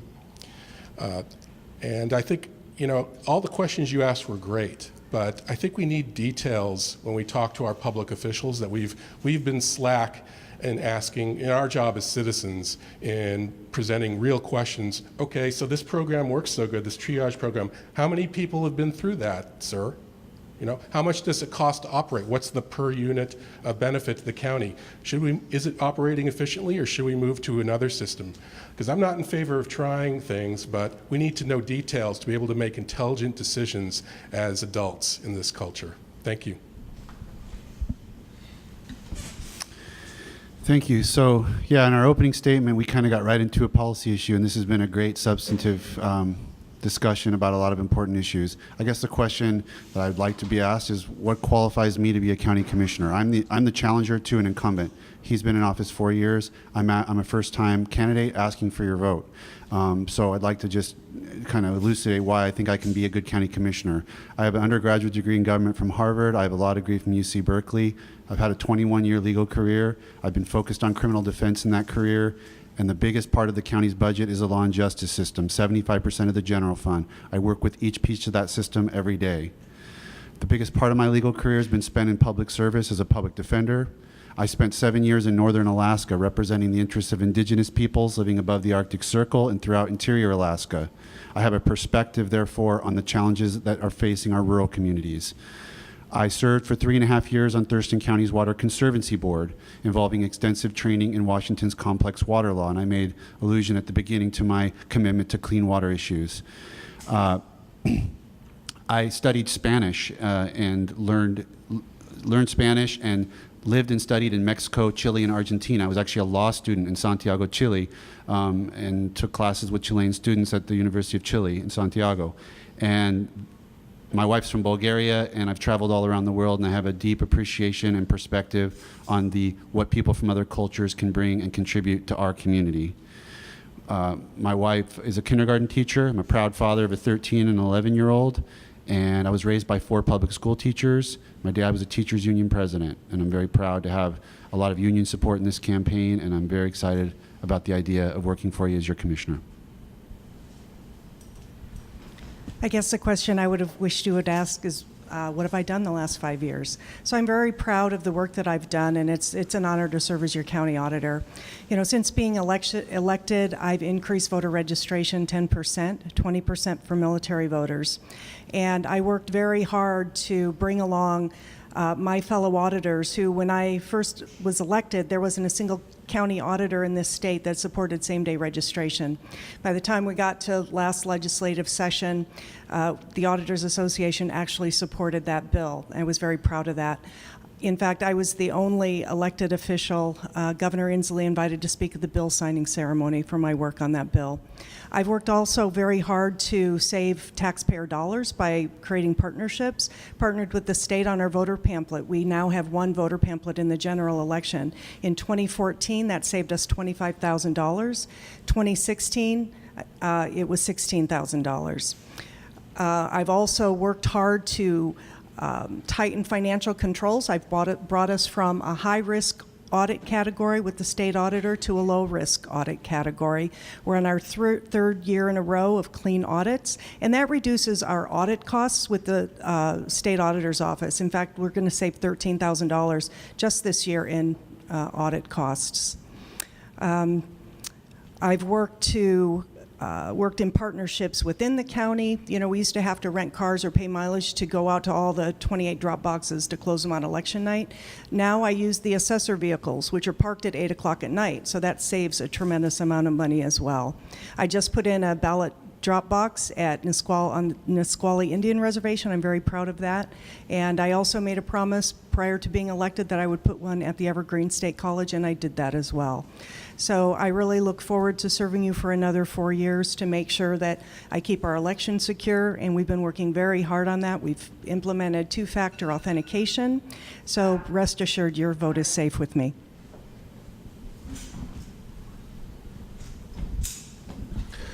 The questions today have been great and given us a good opportunity to kind of talk about vision on how to handle things that are going on in the criminal justice system right now. But the one thing we haven't talked about yet is this idea of prevention, and does the prosecutor have a role in prevention? And I can tell you that my strategy on prevention is to be that voice in the community that reminds people that we need a strong human services, social services system in this county. So what do we look? So when we look at prevention, well, there's some short-term things. We've got to build the capacity of our mental health system, like what was talked about. We've got to build the capacity of our substance use disorder treatment capacity as well. And so we've got to do those kinds of things. But let's look upstream even a little bit further. I've been involved in my career on the boards of Big Brothers Big Sisters, the Family Support Center, the Child Care Action Council, Leadership Thurston County, and now I'm current board president for United Way of Thurston County, because I believe that these organizations that I support not only improve the lives of the people they serve, they make our communities safer because they end up setting people up for success, and those people don't end up with a file on my desk. Thank you. So probably the piece I'd like to share with you is more about me personally. So the newspaper, in their endorsement of me yesterday, called me a policy wonk, and I think that's a compliment. But I'm actually here to work on K-12 funding and a capital gains tax, because we need more progressive taxes in Washington State. I have a lot of college degrees. I have a PhD. I have a superintendent's credential. I have all those things. I've had a 30-year career. But I have to tell you, the most important thing in my life is I'm the mother of Ann and Tom. Lots of people can be all those other things. I'm the only person who can be the mom of Ann and Tom. And our daughter, who's 37, is in the Foreign Service, and right now she's in Kuala Lumpur as a consular, a vice consular, and then in May she's going to Karachi, Pakistan, where she'll be a political officer, which is a pretty big job in the Foreign Service. It's a danger post. She's very excited about going there. She is a patriot. Our son is 35, and he was a fishmonger at Pike Place Market for 12 years. And then he went into the women's healthcare field, and now he does women's healthcare with a lot of lab technicians and OBGYNs. So that's quite a career path. And probably the biggest blessing in our family is we have a 5-year-old grandson now. And I have to tell you, at 66, you really start thinking about your own legacy and how you're going to spend the rest of your days. That's probably bigger in my life because I also have a fatal blood cancer called multiple myeloma, and I've had 2 stem cell transplants. So I know up close and personal the importance of each moment of my life and each day and how I choose to spend it. And so I thought long and hard before I ran for this office 2 years ago. And what I know about me is, as long as I can serve and do a good job for you, this is how I'm choosing to spend my precious time here. And I think we can do some good things for our children and for public policy, and I would be honored to have your vote. I am going to tell you really quickly about my husband. He's a retired science teacher, middle school science teacher.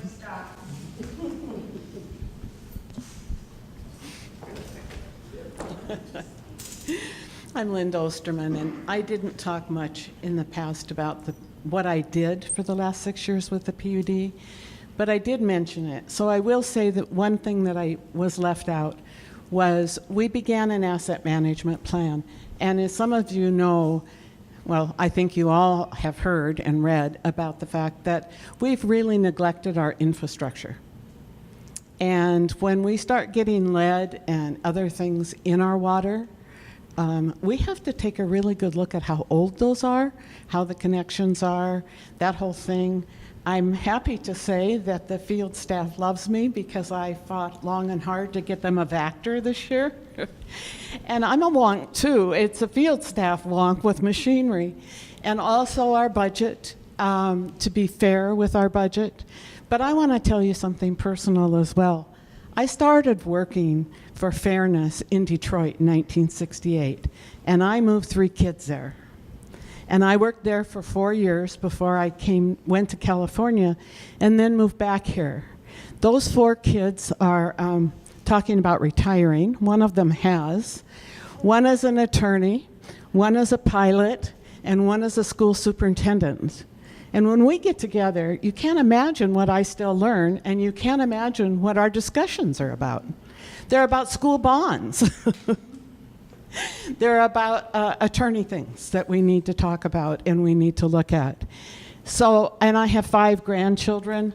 I'm very proud of my grandchildren and the amazing work they're doing. I have a granddaughter in Washington, D.C. who's working with law enforcement for fair and reasonable drug abuse with the people in terms of not going overboard with it and knowing what law enforcement really wants to do. And so she's the communication person for that. Thank you. Well, thank you so much for giving us an opportunity to talk about these really super important issues and answer lots of great questions.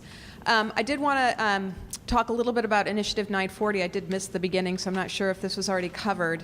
But I do think it's important to let you know I do support Initiative 940. Requires de-escalation training and will create more police accountability and hopefully help to build the trust between the community and police as we move forward after the passage of Initiative 940. We talked a little bit about homelessness, but it was in relationship to misdemeanor. I do want to talk, I'm really committed to trying to change the home fund, which Olympia just passed and went to take a vote, took it to the voters. I think that we are at a crisis level. We need to do everything possible to allow cities, to give cities and counties tools to quickly respond to this issue, and I'd like to see it move to a councilmanic vote as opposed to having it move towards, move to a vote of the people. In addition, I'll be on the capital budget hopefully again this year as the vice chair, working to keep the level of the Housing Trust Fund as high as possible because, demand is outstripping supply right now, and the more affordable housing we can build, the better off we're going to be.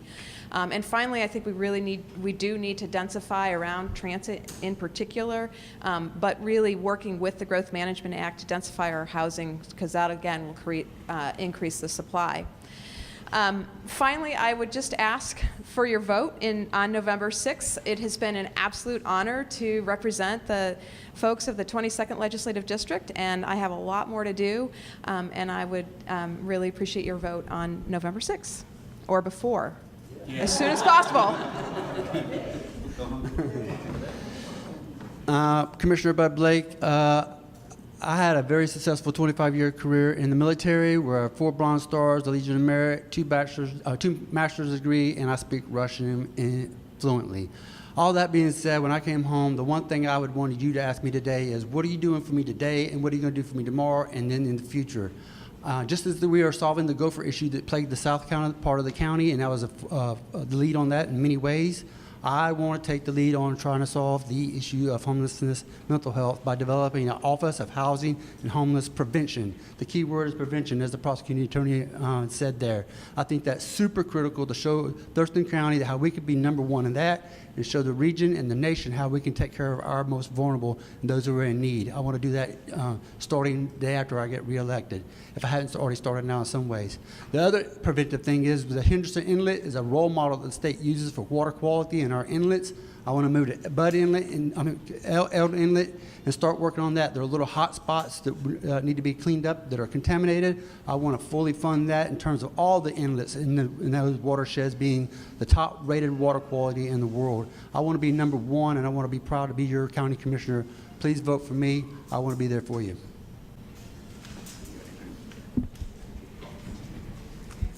All right, thank you all for being here today. That is all we're going to do for today.